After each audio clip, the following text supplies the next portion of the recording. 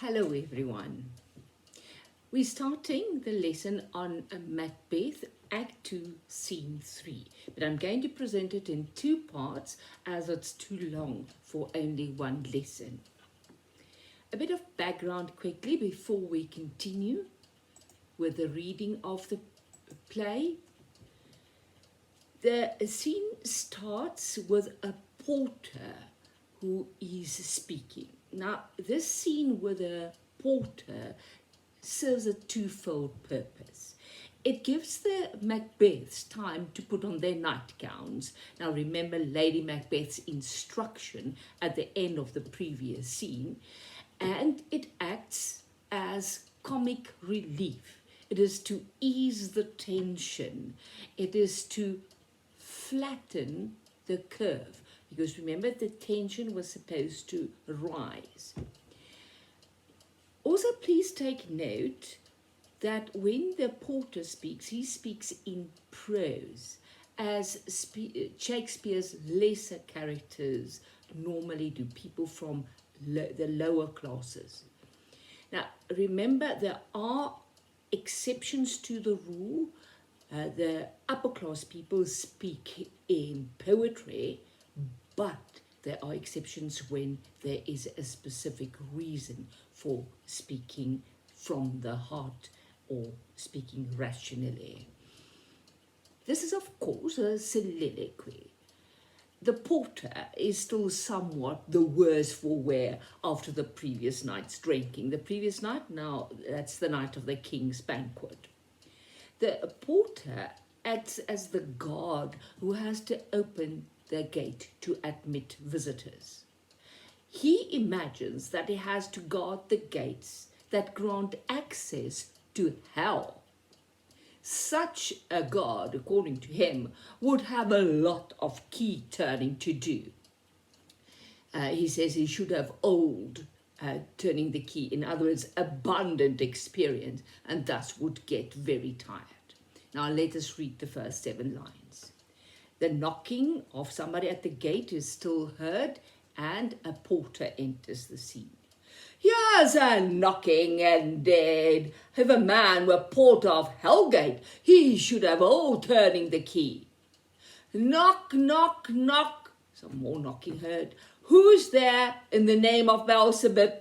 Here's a farmer that hanged himself on the expectation of plenty. Come in, time pleaser. Have napkins enough about you. Yeah, you sweat for it. The whole speech is a powerful piece of irony. He's supposed to be joking, providing comic relief, saying that this place is hell. But this place has indeed turned into hell. Remember Lady Macbeth's reference to the devil in Act 2, Scene 1? It is the eye of childhood that fears the painted devil. Now, it seems like much more than an imaginary devil. The porter imagines that he has to open the gate of hell for people who, after dying, arrive at the gates of hell, not heaven. He invites several people who deserve to be in hell. They were very dishonest and they lied to benefit themselves. The lies were used to create a false impression. They all overreached themselves. In this extended metaphor, he opens the door to hell for these people. He uses a series of equivocations. It's an important concept that ties in with the theme of appearance versus reality. We have to look at this in more detail. Now, the definition of equivocation is the use of ambiguous language to conceal the truth or to avoid committing oneself, prevarication. I say this without equivocation as an example of such a sentence. It means to speak in a way that is intentionally not clear and confusing to other people, especially to hide the truth. Now, we already witnessed several instances of this, for example, when Lady Macbeth told the servant who brought her the news that Duncan, who spent the night at Inverness, that he brought great news. He opens the gate in the name of Beelzebub. It is one of the names for the devil. The first one for whom he has to open is a farmer. Now, the farmer tried to get a higher price for his grain than the other people paid. When there was a shortage, he lied and said that he did not have any more grain to sell. But in the meantime, he hoarded his harvest to ask an exorbitant price when people would be so hungry that they would pay anything to get food. But that did not happen. Instead of great scarcity, the next harvest was extremely good, and the price dropped right out of the market for grain. So he was financially ruined because of his greed, and so he committed suicide. The porter calls out to the person knocking, which is now in his imagination the farmer, and addresses him. This is an example of apostrophe, remember. He tells him to bring enough handkerchiefs to wipe his face, as he will sweat a lot in hell. Let's read lines 7 to 12. Remember to have your text with you. Knocking with N. Knock, knock, who's there? In the other devil's name. Faith, here's an equivocator that would swear in both the scales against either scale, who committed treason enough for God's sake, yet could not equivocate to heaven. Oh, come in, equivocator. The knocking is insistent. Remember, the world must know now about the murder.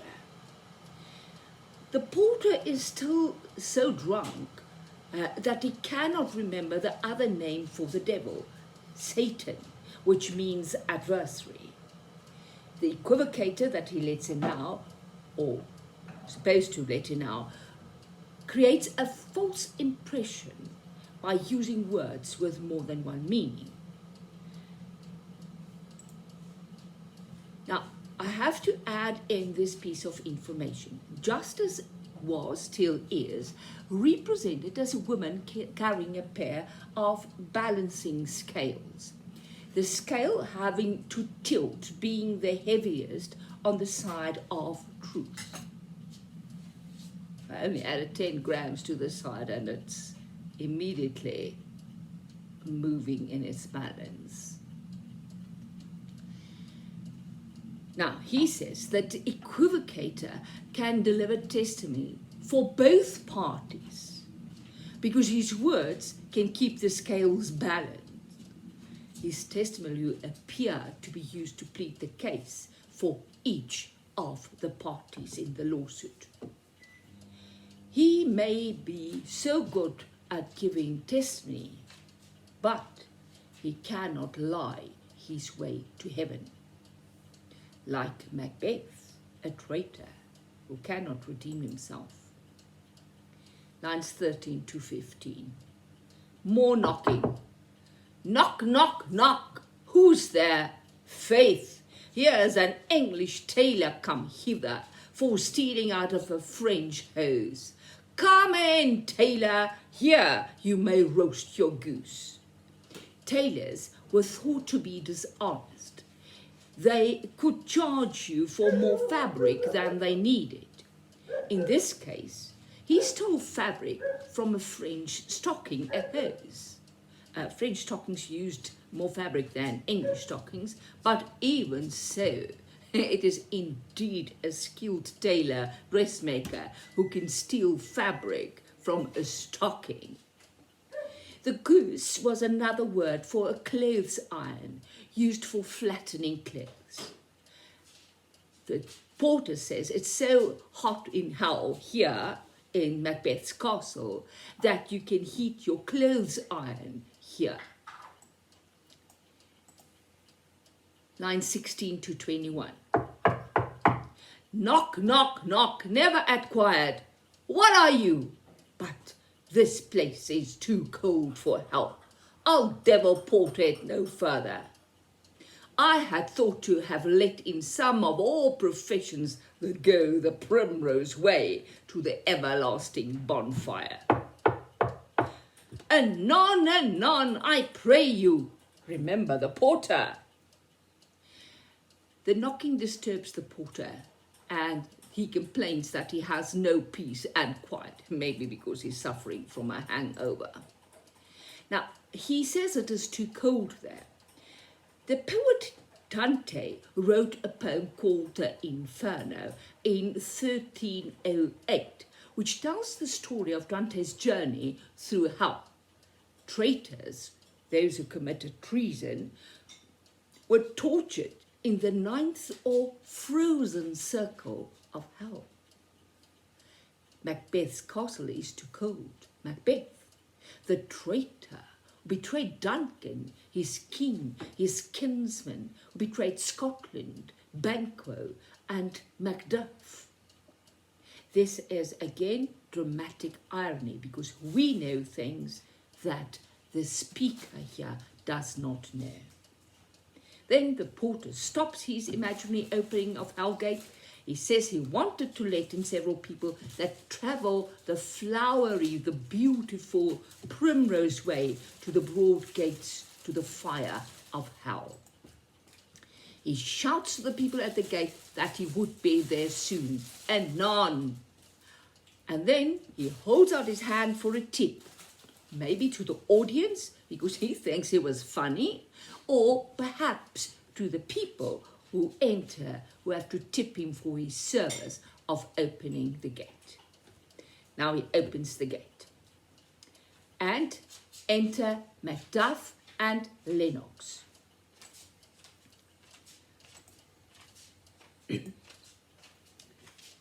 Was it so late, friend, ere you went to bed, that you do lie so late? Faith, sir, we were carousing till the second cock. And drink, sir, is a great provoker of three things. What three things does drink especially provoke? Marry, sir, nose painting, sleep, and urine. Lechery, sir, it provokes and unprovokes. It provokes the desire, but it takes away the performance. Therefore, much drink may be said to be an equivocator with lechery. It makes him and it mars him. It sets him on, it takes him off. It persuades him, disheartens him, makes him stand to, not stand to.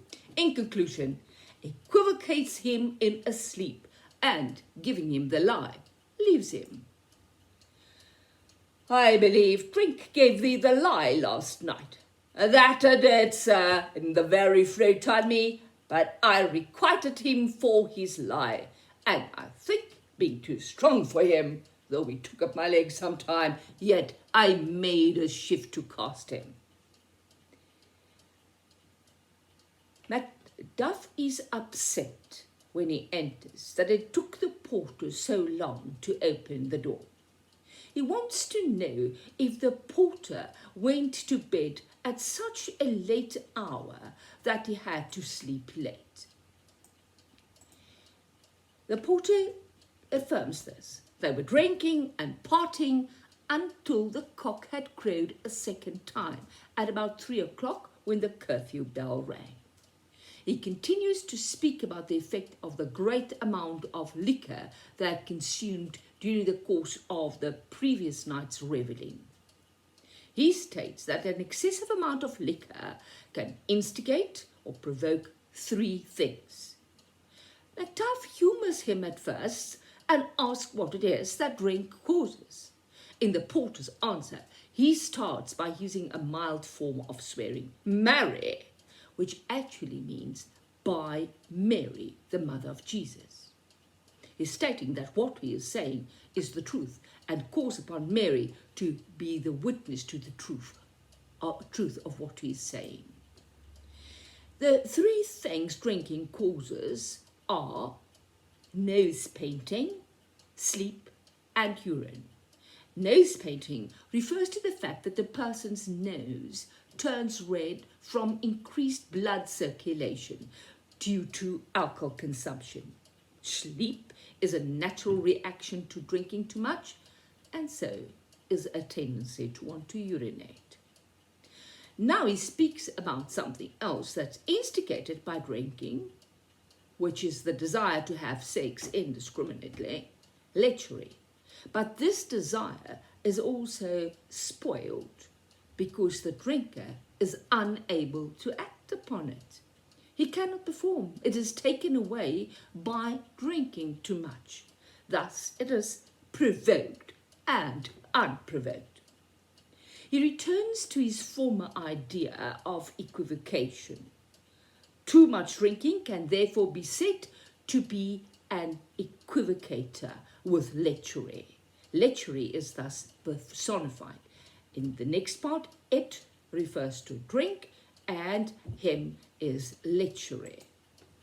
It creates him, but also spoils, mars him. It, the drink, it gets him started. Lechery, it takes him away. It motivates, persuades him, and demotivates, disheartens him. It makes him alert, stand to, and not alert, not stand to. As equivocator, drink lies to him and lets him sleep, thus laying him out, as in wrestling, and then deserts him. Macbeth states that he thinks drink let him, the porter, lie down, gave him the lie last night. The porter takes the word as meaning not lying down, as Macbeth meant, but as telling a lie in his throat. He requited him for his lie, so he thinks he's too strong for drink, although drink had some effect on him by lifting his legs up like one wrestler another. He was able to throw him, to shift him. Let's read lines 41 to 46. Macduff speaks again. Is thy master stirring? And Macbeth enters. Oh, knocking has waked him. Here he comes. Good morrow, noble sir. Good morrow, both. Is the king stirring, worthy thane? Not yet. He did command me to call timely on him. I've almost slipped the hour. I'll bring you to him. Macduff now asks if the porter's master, Macbeth, is awake, stirring. But then Macbeth enters and Macduff assumes that Macbeth woke up due to Macduff's knocking at the gate. This is again dramatic irony because we know he never went to sleep. After exchanging greetings, Macduff wants to know from Macbeth if the king is stirring, waking up, which we know he is unable to do. Therefore, again, dramatic irony. And that makes Macbeth's answer even more disturbing. Not yet. Now, we know the only way that Duncan would stir is when his body is carried out. We also get to know the reason for Macduff's presence there and why he knocked so urgently. The king gave him an order to wake him early, and he was almost late in doing so. Macbeth keeps up the pretense of Duncan being alive by leading Macduff to Duncan's chamber. Lines 47 to 51. Macduff speaking. I know this is a joyful trouble to you, but yet it's one. Ah, the labour we delight in, physics pain. This is the door. I'll make so bold to call, for it is my limited service. And Macduff enters Duncan's chamber. Macduff now points out that Macbeth had to go to a lot of trouble to receive the king at his castle. He says that although it is a pleasure, it is still trouble. But Macbeth says that if one likes doing that which is an effort, it cures the pain, the hardship of doing the hard work. Again, dripping with dramatic irony. They arrive at the door to the chamber. Macduff says he will call on the king as is his appointed duty, his limited service, and he leaves the stage. Then Lennox goes on. He inquires from Macbeth where the king intends to set out, whether the kings intend to set out from the castle on that day, to which he replies that that was what the king ordered. The whole part is dripping with dramatic irony. Lines 52 to 62. Goes the king hence today? He does. He did appoint so. The night has been unruly. Where we lay, our chimneys were blown down, and as they say, lamentings heard in the air, strange screams of death, and prophesying with accents terrible and dire combustion and confused events new hatched to the woeful time. The obscure bird clamoured the livelong night. Some say the earth was feverish and did shake. It was a rough night. My young remembrance cannot parallel a fellow to it. The theme of disorder is highlighted in the next extract. The storm that raged outside over Macbeth's castle was not an ordinary storm caused by natural occurrences, but it seems as though demonic powers took control over nature. Remember that Macduff and Lennox did not spend the night at Inverness. So they witnessed unnatural events somewhere else. In other words, the effect of the murder of the rightful king already has repercussion.